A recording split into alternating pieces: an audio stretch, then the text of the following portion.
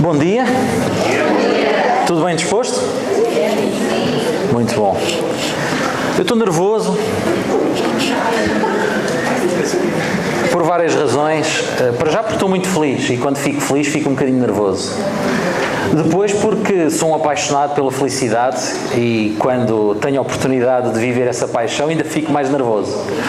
Mas é um bom sinal. Bom, muito obrigado pela vossa presença, muito obrigado à Ana Pedroso pelo convite, muito obrigado à organização pela fantástica energia que já me deixou sentir. Muito obrigado também à Cristina que está lá fora, que me pôs aqui uns óleos essenciais para que isto corresse bem. Portanto, se correr bem, temos os créditos da Cristina. Se correr mal, a Cristina também tem a responsabilidade. Portanto, não tem nada a ver com isso. Ok, o que é que eu vos trouxe aqui? A caixa, eu não sei se dá para desligar um bocadinho a luz para se ver melhor. É possível? Pelo menos aqui à frente. Muito obrigado. A caixa secreta da felicidade. Não sei, olhando para isto, é uma caixa de cartão, faz lembrar a mala de cartão. Muito obrigado, sim, está ótimo, excelente, vê-se melhor. Faz lembrar a mala de cartão que eventualmente há 50 anos atrás era algo muito característico, simbólico e metafórico das pessoas que em Portugal, mas não só em Portugal, tinham que emigrar em busca de melhores condições de vida. Ora, falando de felicidade, também falamos de condições. E também agradecer à Ana Fortes pela fantástica apresentação. De facto, é realmente o que eu estou a fazer. Eu estou neste momento na Universidade Católica Portuguesa a desenvolver um projeto único que é a articulação de todas as áreas científicas em nome da compreensão daquilo que é a felicidade. E porquê todas as áreas científicas? Porque a felicidade é uma realidade multidimensional. A felicidade não é algo simples ou que se viva de uma forma rápida e passageira. A felicidade é algo que tem a ver com a globalidade da vida humana e por isso exige o contributo de todos e de todas as áreas. Tudo é válido para a felicidade. E, portanto, esta reunião de várias áreas faz todo o sentido. E esse é o nosso desafio. A dificuldade é que consigamos pôr áreas tão diferentes a dialogarem a mesma linguagem e a dialogar de uma forma que as pessoas entendam. Esse é o que é o grande desafio. Voltando então à nossa caixa, eu decidi colocar esta caixa como a capa do meu PowerPoint, porque eu acho que, na verdade, quando falamos de felicidade, eu não sei se todas as pessoas são sinceras. E por isso é que a caixa está fechada. Eu não sei se na nossa caixinha da felicidade que todos nós temos, eu não sei se nós revelamos tudo o que sabemos. E mesmo que haja alguém com essa coragem para o fazer, eu não sei se a própria pessoa tem noção que está a revelar tudo. E mais ainda, eu não sei se será desejável revelarmos tudo. E podíamos analisar aqui vários cenários possíveis. Por exemplo, se eu trabalhar numa organização e se eu revelar à administração e aos meus colegas qual é que é o meu segredo para a felicidade, eu não sei se isso terá um bom impacto. Até porque sabemos muitas vezes, e eu já vou partilhar convosco alguns resultados científicos sobre estas matérias, sabemos muitas vezes que as organizações têm ambientes negativos, têm ambientes que hoje até se consideram, com uma palavra até curiosa, ambientes tóxicos, não é? E, portanto, quando estamos nesses ambientes, qual é que será a reação quando nós divulgamos a nossa felicidade? O nosso segredo para a felicidade? Será que vai ser bem acolhido? Será que nos vão ajudar, sabendo o nosso segredo, a sermos ainda mais felizes? Ou será que não? Será que vão dificultar? Ou será que vão copiar? Qual é que será a reação? Bom, a caixa é pequenina, mas eu gostava que vocês se aproximassem mais um bocadinho. É possível? Não vos vou amassar a levantarem-se, ok? Eu aumento o tamanho da caixa, tranquilo. Eu quero que se sintam bem, tá? É a mesma caixa, continua fechada, mas se eu vos desafiasse a abrirem a vossa caixa e para retirar lá de dentro quais é que são os vossos segredos para a felicidade, vocês partilhariam de forma autêntica os vossos segredos? Eu não me estou a referir às vossas teorias ou às ideias que leram num livro. Eu estou-me a referir àquilo que está dentro de vocês, que é a vossa teoria mesmo. Não aquela que vocês retiraram de um autor qualquer, porque há muitos hoje. Estamos fantásticos neste mundo, neste ano de 2019. Já viram quantos livros já foram escritos sobre a felicidade? Há 50 anos atrás tínhamos meia dúzia deles. Se falarmos em estudos científicos, não tínhamos se calhar nenhum. Não é? Portanto, estamos numa época muito boa nesse aspecto. Mas não é disso que eu estou a falar. Estou a falar do vosso pensamento, do vosso coração, daquilo que vocês sentem. Eram capazes de fazer isso e de partilhar com o mundo? Sim. Uau! E têm noção do que é que iria sair daí? O que é que vocês iam retirar? Têm noção? Sabem? De forma muito consciente? Mais especial ainda. E têm a certeza que estão no caminho certo? Muito bom. Então é por aí que vamos. Esse é o meu desafio. Ok? Para quem não está a sintonizar onde é que eu quero chegar, então disponibilize e vamos por aí. Ok? Vamos tentar ir por aí. Então abrimos a caixa e vamos começar a pensar quais é que... Não precisam de falar, mas pensem, pelo menos para vocês, só qual é que é o vosso maior segredo para a felicidade? Se vocês tivessem à vossa frente a pessoa mais importante da vossa vida e que dissesse assim: eu preciso de um conselho, eu quero ser feliz, qual era o primeiro, o principal, o melhor conselho que vocês dariam a essa pessoa? Pensem nisso agora, foquem. Ok? Bom, algumas pessoas pensarão: mas o que é que o Jorge está para aqui a falar? Mas é possível então haver aqui uma magia? É possível haver aqui quase que um processo automático, não é? De eu descobrir a password, não é? De acesso à felicidade, como se eu, sabendo a vossa password de multibanco, vos pudesse levantar todo o dinheiro, não é? Será que é possível? Bom, descobrir a password do multibanco é um desafio imenso. Eu acho que mesmo com todas as tentativas, os bancos não dão muitas tentativas, não é? Acho que é 3 ou 4, não tenho muitas, não sou muito livre para isso. Mas mesmo que tivesse todas as tentativas do mundo, eu não sei se conseguiria acertar. E eu penso que descobrir a password da felicidade ainda é mais difícil do que descobrir a password do cartão multibanco. Não estou com isto a dizer que é impossível, mas é muito difícil. E é muito difícil por várias razões. Para já, porque vivemos em sociedade. E o facto de vivermos em sociedade, temos um conjunto de ingredientes, temos um conjunto de informação que transportamos das mais diversas formas. Ok? Mas vamos avançar mais um bocadinho. Eu acho que toda a gente quer ser feliz, sem dúvida alguma.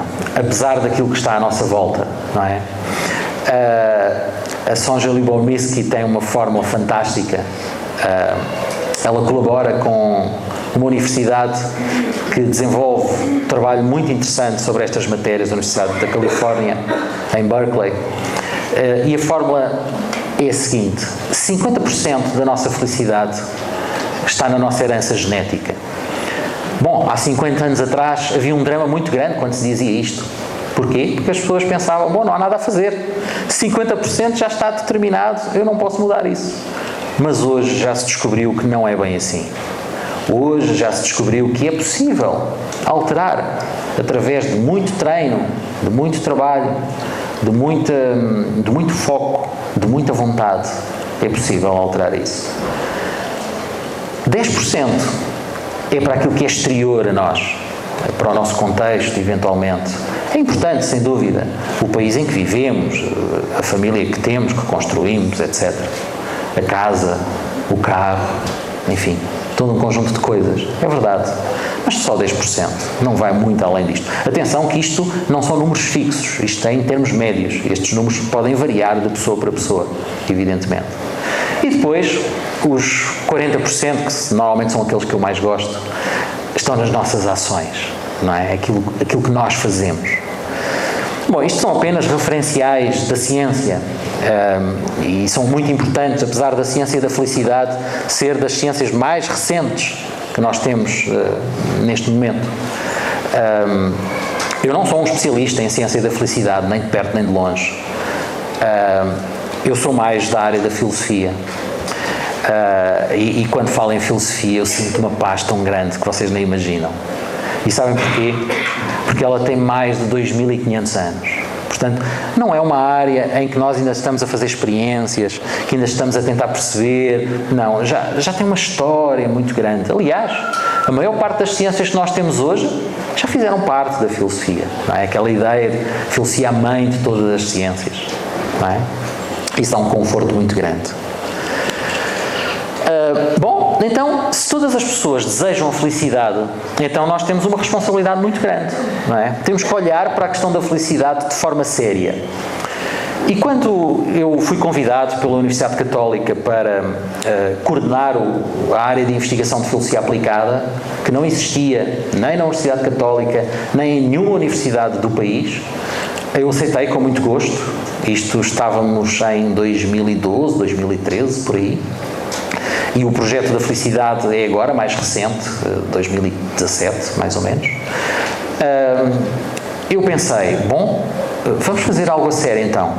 Vamos, em vez de entrarmos naquele registro das separações, da competição, dos conflitos, etc. Não, vamos agregar. E então demos origem às perspectivas sobre a felicidade, o nome do nosso projeto de investigação, em que o objetivo é mesmo juntar todas as áreas, como eu estava a dizer no início, e tentarmos, com esse trabalho de união, com esse trabalho de equipa, conseguirmos visualizar essa multidimensionalidade que é a felicidade. E então conseguimos chegar lá. E porquê que eu digo isto? Porque, de facto, eu conheço estudos fantásticos da psicologia, das engenharias, da medicina, enfim, de várias áreas, até da própria política, da economia, do direito, enfim, muitas áreas a estudar a felicidade, mas muitas vezes o que eu vejo é que são estudos muito limitados, ou seja, veem só por um lado, não têm, digamos que, o horizonte completamente aberto, não é? E eu acho que isso é muito limitador. Acreditar que a felicidade, vamos imaginar que eu agora dizia assim, a felicidade é uma emoção, e dizer que isto é a verdade absoluta, eu acho que seria bastante limitador, porque a felicidade é muito mais do que isso, não é? Portanto, o trabalho que nós estamos a tentar desenvolver vai nesse sentido, vai dizer, ok, é uma emoção, sem dúvida, mas é mais também. Então estamos a tentar descobrir que mais é esse. Okay? E então, eu gostava de partilhar convosco esta ideia de tempo. Quando pensamos em felicidade, temos que ir para o background, como eu estava a dizer na entrevista. E o que é o background? É o que nos permite pensar na felicidade. Então vamos começar por onde? Vamos começar pela vida humana. Em primeiro lugar, nós somos vida. Depois de sermos vida, somos seres humanos. E só depois, muito mais tarde de sermos seres humanos, com alguma idade, não é que começamos a pensar na felicidade.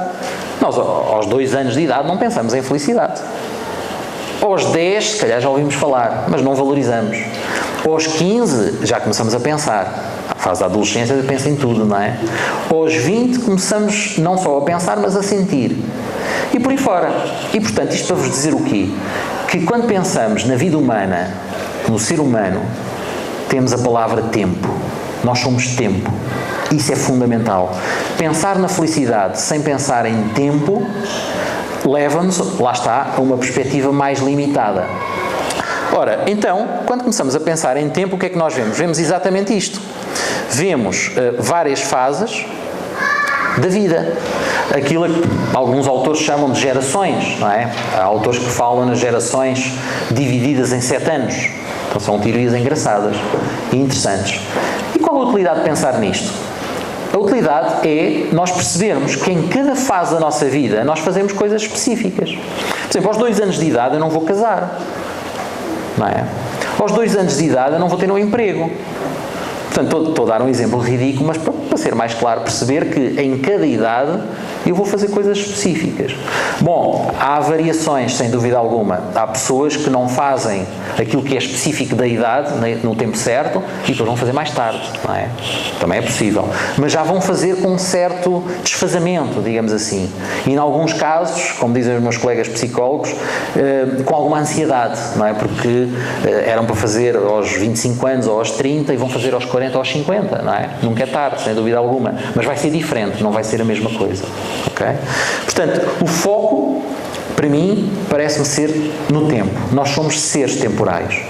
E, portanto, e estou a dizer isto porquê? Porque mais tarde vou-vos falar de algumas definições de felicidade, algumas delas serão do vosso conhecimento, sem dúvida alguma, mas para perceberem que uma boa definição de felicidade tem que incluir todo o tempo. E o que é o tempo? Estamos aqui a referir à tridimensionalidade do tempo, ou seja, passado, presente e futuro. Se nós temos uma definição de felicidade que olha só para o passado, parece-me limitador. Algumas definições de felicidade apontam só para o presente. É bom, sem dúvida, mas também me parece limitador. E outras apontam só para o futuro. Ora, então, a melhor é aquela que inclui as três dimensões. Okay?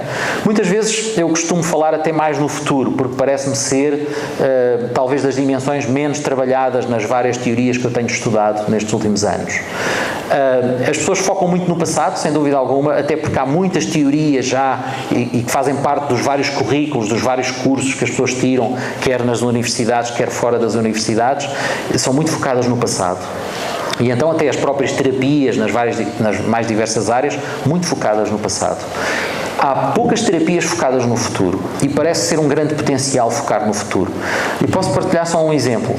Muitas vezes as pessoas pensam, mas o futuro não contribui muito para a minha felicidade, não é? Ainda não aconteceu, não é? O passado já faz parte da minha história e já pode de alguma forma contribuir para a minha identidade. É verdade. O presente é realmente o que importa, porque toda a gente gosta de sentir no presente, não é?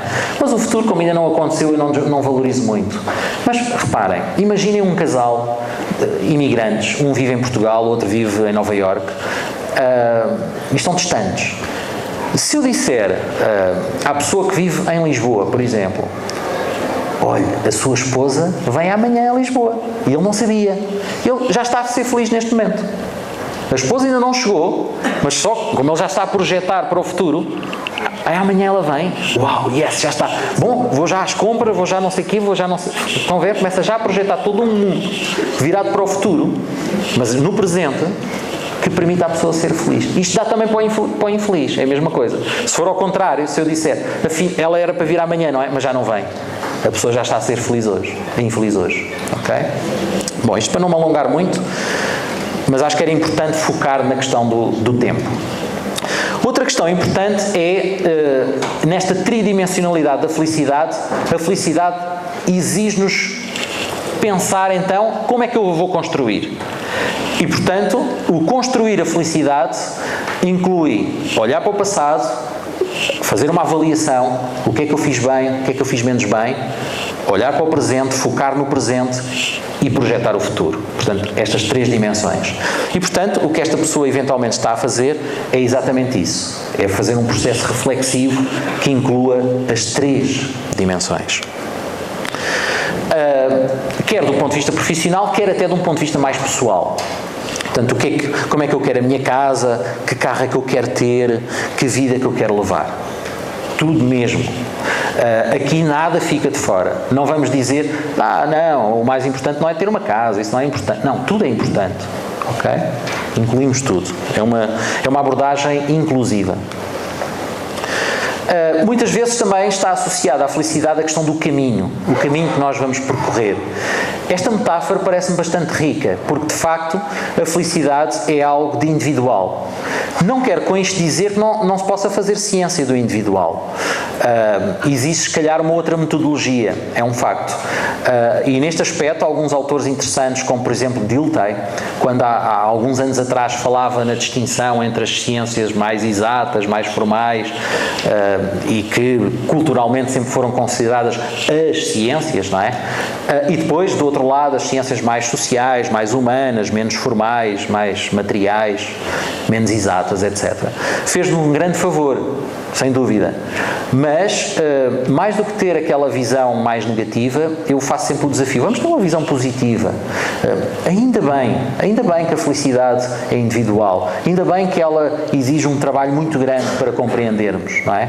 Porque se a felicidade fosse algo facilmente universalizável, então se calhar essas ciências, só do lado esquerdo, ou seja, as formais, as exatas, estariam todas certas.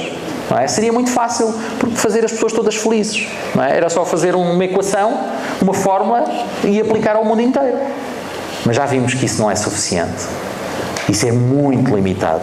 É preciso muito mais. Precisamos de uma metodologia que vá ao encontro daquilo que é a singularidade de cada pessoa. Isso dá muito trabalho. Não fazem ideia o que é, num processo, por exemplo, de ajudar alguém a ser mais feliz, dar uma consulta a uma pessoa e dizer, olha, eu estou aqui só para fazer uma filosofia só consigo. Não vamos ler livros, não é nada disso. Não, eu quero saber qual é a sua filosofia. Vamos filosofar agora aqui, neste momento, ao vivo e em direto. Só para nós. Dá muito trabalho, sem dúvida. Não pode ser uma consulta de 15 minutos. É impossível. Ok? Portanto, a singularidade é fundamental. Portanto, esta imagem da construção é uma imagem que eu gosto sempre de passar e a questão do treino. Treinar é muito importante. As pessoas, quando olham, por exemplo, para o desporto, pensam que o sucesso no desporto se consegue bastante estalar os dedos e já está. Eu sou o campeão do mundo. Nada disso. É um processo longo. E quando o sucesso chega, eu já tenho anos e anos de treino. Muitas vezes a ter treinos bidiários, com todo um conjunto de instrumentos por trás, a permitir, a facilitar tudo isso. Okay? E a questão da felicidade é a mesma coisa. Eu não posso ser feliz estalando os dedos. Eu tenho que treinar. Eu tenho que ser rigoroso. Tal como eu sou rigoroso muitas vezes com o meu corpo, não é? Somos mais atentos ao nosso corpo, não é? Eu tomo banho todos os dias, eu escolho com mais cuidado a roupa, não é? Eu vou ao médico mais vezes por causa do corpo, eu dou mais atenção às aparências, e ainda estamos numa fase muito inicial para ter os mesmos cuidados com a nossa mente, não é? E com o nosso, mais do que a nossa mente, o nosso pensamento. E é para aí que eu estou a tentar apontar, ok? O que é que eu posso fazer com o nosso pensamento? E, portanto, quando falamos de projetos e quando falamos de nós, eu gosto sempre de chamar a atenção. O que eu estou aqui a tentar partilhar convosco não é eu aqui e os projetos ali à frente. Não. Antes disso, eu próprio, eu sou um projeto fundamental. Eu, como pessoa, também estou sempre a construir-me, ok? E só depois disso é que os projetos que estão lá fora podem ganhar um sentido muito grande. Pode haver aqui uma sintonia, uma articulação muito grande. Ok? É óbvio que eu vou ter que fazer projetos mais cedo ou mais tarde. Eu quando começo a perceber que estou nesta vida, não é? E já cá estou há alguns anos, sei lá, quando é que as crianças têm consciência que estão cá? Nem todas têm na mesma altura, mas já cá estão quando têm essa consciência, não é?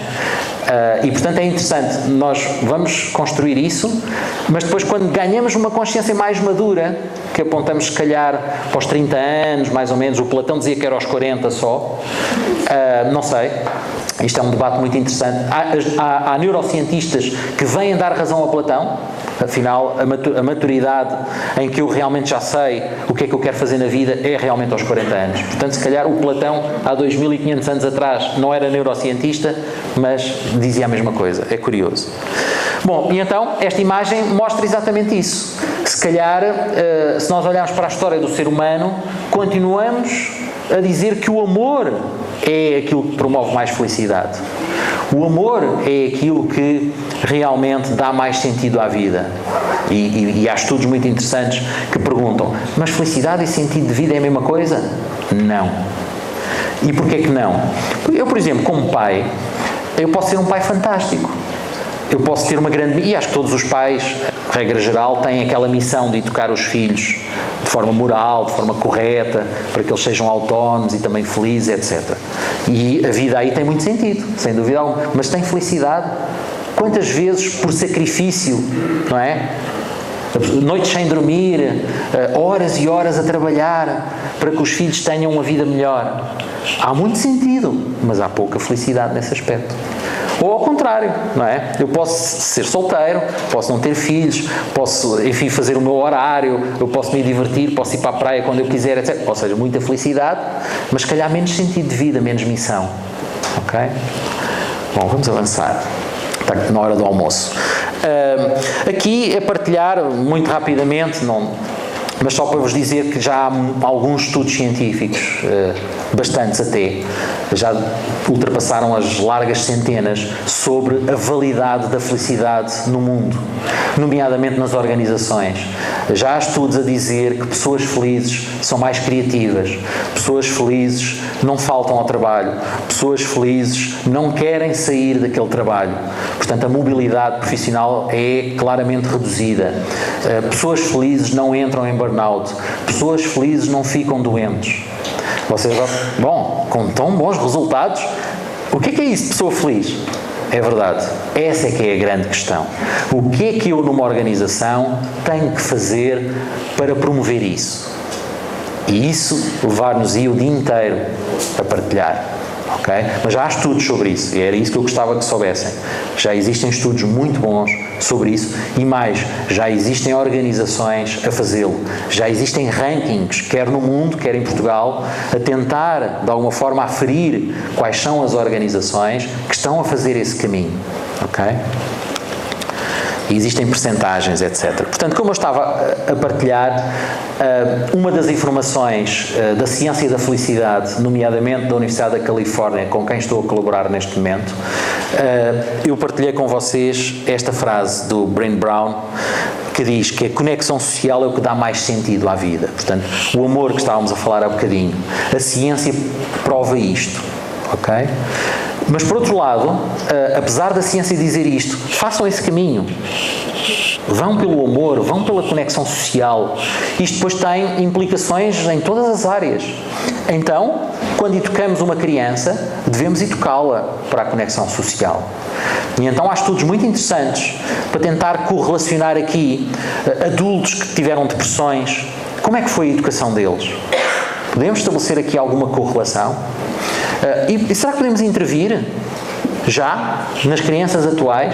Há estudos longitudinais muito interessantes que acompanham as pessoas ao longo de 20, 30 anos e as conclusões têm sido fantásticas.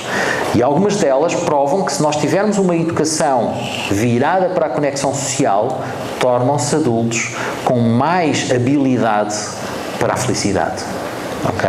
E para aqueles resultados que eu estava a partilhar convosco. E, portanto, mais do que dizer e perguntar às crianças, olha, o que é que tu queres ser quando fores grande? Qual é que é a tua profissão? Não, é educá-las para a felicidade. É dizer, atenção, nunca te esqueças de uma coisa. Quando cresceres, tu tens que ser feliz, independentemente da profissão que tu vieres a ter. Ok? Porque a felicidade, apesar de ter uma conexão muito grande com a vocação, e explicar a vocação era outro tanto, não é?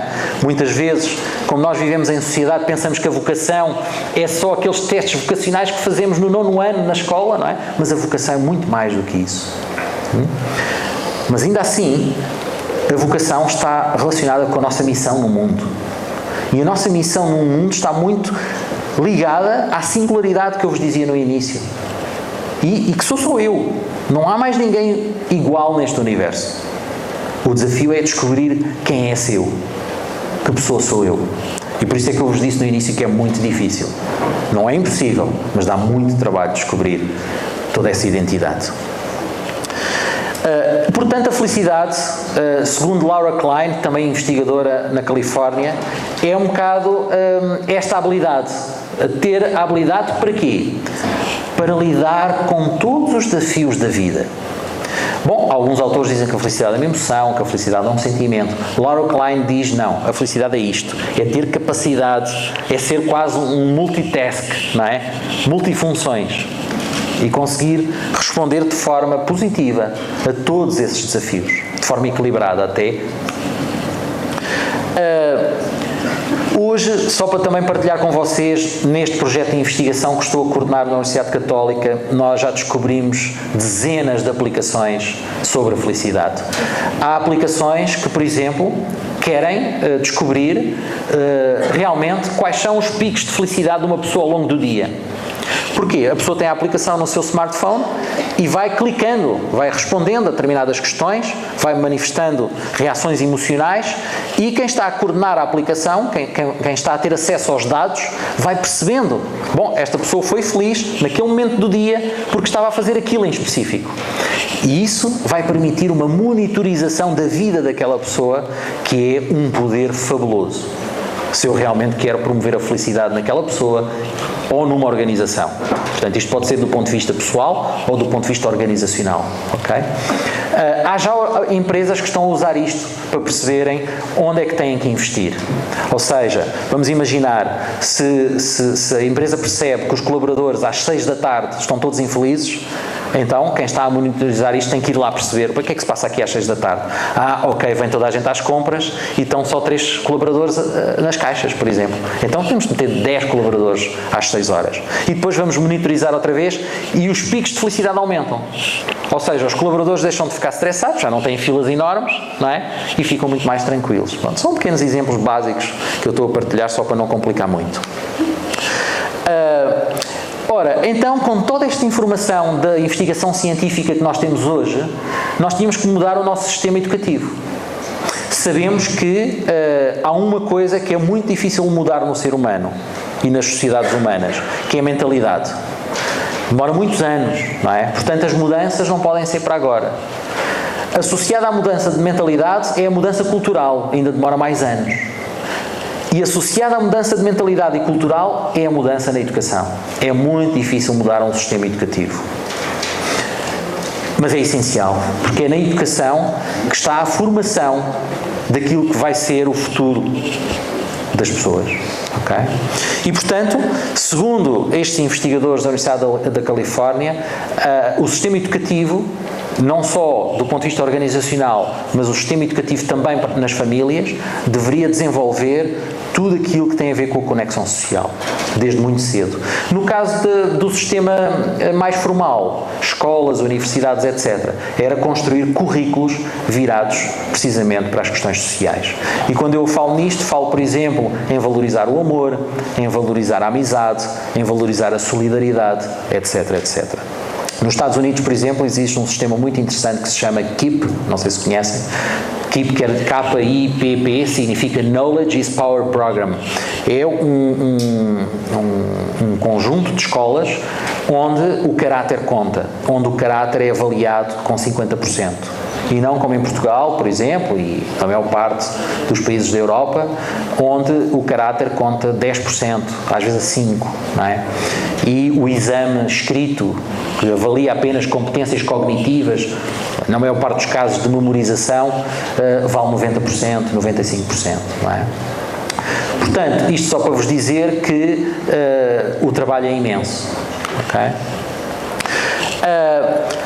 Então, agora que sabemos o caminho, vamos ver os desafios. O que é que nos dizem as ciências sociais?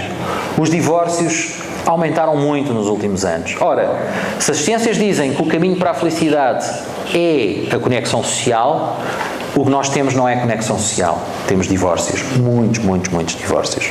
As pessoas não estão satisfeitas com as relações que têm, com as vidas que têm, com os trabalhos que têm. Ok? A solidão aumentou imenso nos últimos anos.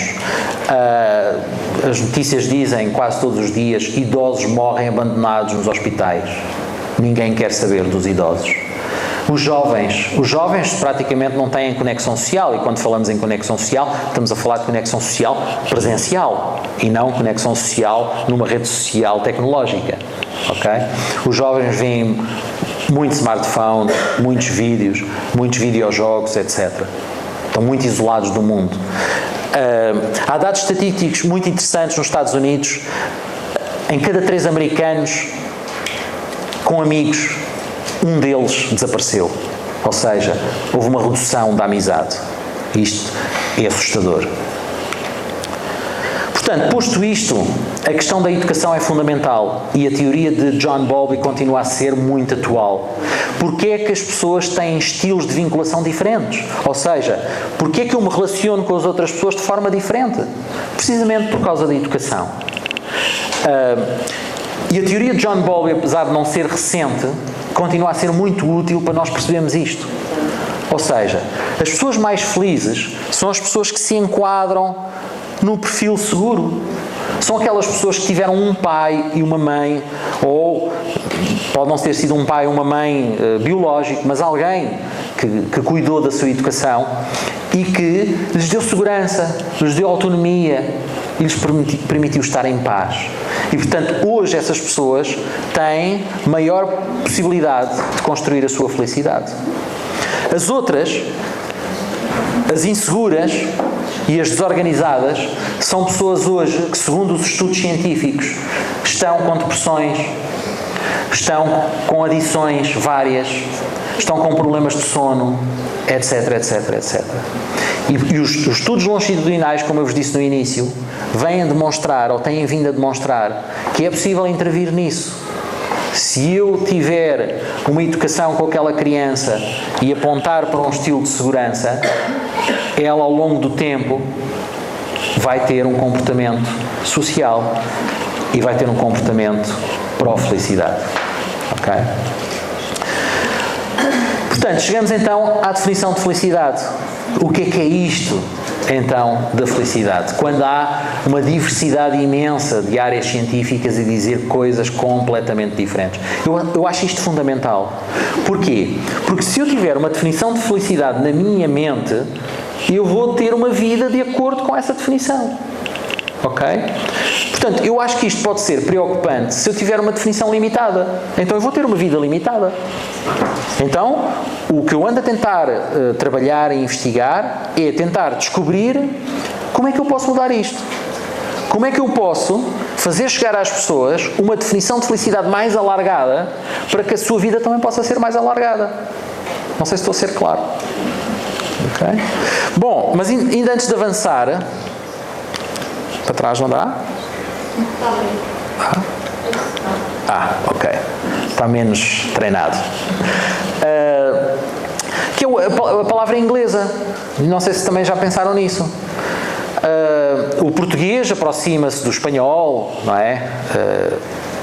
Portanto, o latim, não é? Tem mais ou menos todos o mesmo significado. Mas em inglês não. O happiness tem na sua raiz um verbo interessante, to happen. E o que é que significa to happen? Acontecer. Logo, no mundo anglo-saxónico, quando se pensa em felicidade, pensa-se logo o que é preciso fazer. Não é? Porque já estão educados para isto. E também quem trabalha nas áreas de ajuda, não é? Quem trabalha nas áreas da consulta, de terapia, etc., para ajudar as pessoas a serem felizes, no mundo anglo-saxónico é muito mais fácil. Porquê? Porque as pessoas culturalmente já estão habituadas. Tem um problema? Ok, vou procurar consulta de alguém. Mas nas outras culturas mais latinas, não. Tenho um problema? Isto depois passa. Tenho um problema? Isto depois resolve-se, não é? Bom, isto depois começa a complicar passado um mês ou dois, não é? Se calhar vou falar com o João, que é o meu amigo, vou ligar-lhe, se calhar é melhor. E o João diz, tens razão, estás com um problema terrível. Mas eu não sei o que é que tu há de fazer. Não é? Passado 10 anos, estou com uma depressão, estou com tonturas, estou a faltar ao trabalho, estou de baixa, estou com ticos nervosos, o meu olho está a tremer, não é? Estou com dores nas costas, estou a discutir com toda a gente e por aí fora, não é? Perdi o controle completo da minha vida. E não pedi ajuda ainda. Obrigaram-me a ir ao médico. Porque eu tinha que faltar ao trabalho, já não podia ir para o trabalho, não é? Obrigaram-me a ir ao médico. E eu no médico disse, tenho uns problemas e tal. Isto passa. Não é? E é muito raro quando a pessoa realmente assume a sua singularidade. Quando a pessoa começa a olhar para dentro e, espera aí, se calhar eu tenho que mudar de vida. Mais do que tomar comprimidos, mais do que dizer que a culpa é daquela pessoa, ou é daquele trabalho, ou é de qualquer coisa na vida, não é? Eu tenho que olhar para dentro. Ok? E a definição de felicidade é isso mesmo. Está nesse processo. Pronto, e então, quando nós começamos a pensar nisso, vemos várias áreas científicas a definir felicidade de várias formas, não é? Eu pus a vermelho intencionalmente a de psicologia, porque eu acho que é a que, por tradição e cultura, aquela que as pessoas conhecem melhor, têm um acesso mais fácil. Isto é um elogio aos psicólogos, sem dúvida alguma, porque no mercado conseguiram passar mais facilmente esta definição de felicidade, mas não só por isso, também porque, do ponto de vista científico, é mais fácil trabalhar a emoção, não é? É muito mais fácil, porque quando nós fazemos ciência, nós temos que ter dados objetivos, não é? E a emoção permite-nos isso. Agora, não significa que a emoção seja toda a felicidade. Temos que ir muito mais além. E agora, há pouco tempo, alguns psicólogos, nomeadamente a citação que eu dei no início, da Libor Mirsky, ela percebeu, e no seu principal livro, The How of Happiness, ela diz exatamente isso. Não, caros colegas psicólogos, a emoção não chega. É preciso o sentido da vida, é preciso a profundidade da vida. E eu acrescentaria à citação desta colega da Universidade da Califórnia, e a intensidade da vida, que é algo que ainda não está muito trabalhado. Há muito poucos estudos sobre a intensidade, mas por razões óbvias. Como fazer ciência da intensidade? De vida, atenção, não a intensidade emocional, porque isso é fácil de medir, ok? E as próprias neurociências que ainda medem melhor, não é? Eu estou a falar de vida. Quais são os critérios pessoais que eu devo utilizar? Reparem, a Enciclopédia das Ciências da Real Academia Espanhola, há 50 anos atrás, não tinha a definição de amor. Como é que é possível? É verdade. Como é que é possível? O amor sendo, a seguir à felicidade, a dimensão mais importante da vida humana, não está numa enciclopédia. Isto é possível provar. É muito fácil. E quando apareceu a primeira definição de amor consensual numa enciclopédia, ela tinha 3 linhas. A definição de crocodilo tinha 100 linhas. É verdade. E metade delas eram numa língua que eu não percebia. Crocodilos, papadilos, espécies, não é? Portanto, do ponto de vista científico, o ser humano evoluiu imenso e sabe muita coisa, mas do ponto de vista humano, sabe muito pouco. O que é o amor? Definição de amor. As pessoas tremem logo. Isso não se explica. Não se explica. Explica. A não ser que você nunca tenha amado. Não, eu amo. Ama quem? Então, amo o meu filho, a minha esposa, a minha mãe, amo não sei o quê. Ok, então explica. Não sei. Então se ama e não sabe? Então se sente uma coisa que não sabe explicar? Que coisa tão estranha. Não é? Temos que caminhar para aí. Temos que definir, é muito importante definir. Ok? Avançando já para o fim, partilhar convosco aquilo que eu acho que é fundamental, é lermos realmente quem pensou a sério sobre a felicidade. O Aristóteles foi dos primeiros, no seu livro Ética a Nicómaco, mas foi dos primeiros, tem uma teoria fabulosa, mas era o capítulo 10º, era meia dúzia de páginas, foi o início, estava tudo por fazer. Okay? Depois o Epicuro e o Stuart Mill deram um grande contributo para aquilo que hoje é a psicologia, as neurociências e toda a medicina, que foi focar a felicidade em algo que pode ser medido no corpo humano, que é o prazer. Ok? Mas o melhor estava para vir. 1987, a maior revolução na felicidade de toda a história. Um livro, não é um capítulo com meia dúzia de páginas, são 386 páginas sobre a felicidade. Só. Foi a primeira teoria séria.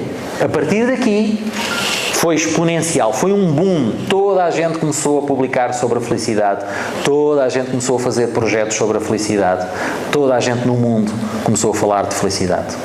Ok? E o que é que diz este espanhol? José Marias diz que a felicidade é precisamente construir-se enquanto projeto de vida, sendo o amor o mais importante. E só para não vos maçar mais, dizer-vos que quer eu como projeto, quer eu como amor, não tem fim. Portanto, se nós levássemos isto a sério, o divórcio não tinha qualquer sentido. O isolamento não tinha qualquer sentido. O sofrimento humano não tinha qualquer sentido. O desistir de uma pessoa não tinha qualquer sentido. Porquê? Porque quando eu começo a projetar com alguém que eu amo, isso não tem fim. Para já não há uma receita. Depois não há um livro de instruções. E depois não há nada no meu ADN que diga que isso vai acabar. Logo, a conclusão que eu gostaria de retirar aqui hoje com vocês é que a morte humana não tem qualquer sentido. Sabem porquê? Porque não está prevista no ADN. Muitos cientistas pensavam, mas porquê que morremos? Bom, há pessoas que dizem, a maior certeza que temos é a morte. Há outros que dizem, nós somos seres para a morte. A vida é uma preparação para a morte. Não, não é.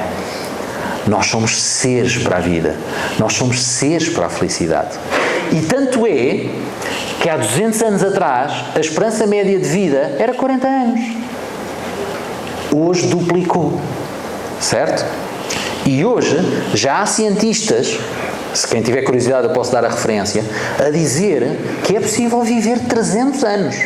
Já há estudos sobre isso. Óbvio, quando falavam há muitos anos atrás em que alguém dizia, bem, aos 40 anos as pessoas morrem, mas um dia vamos viver 80. Ah, tu estás louco. Hoje dizem a mesma coisa. Hoje já vivemos 80, 90, 100, não é? E alguém diz, um dia vamos viver 300. Ah, tu estás louco. Não, isto é tudo cíclico. Temos é que estar disponíveis para aprender. Muito obrigado pela vossa atenção.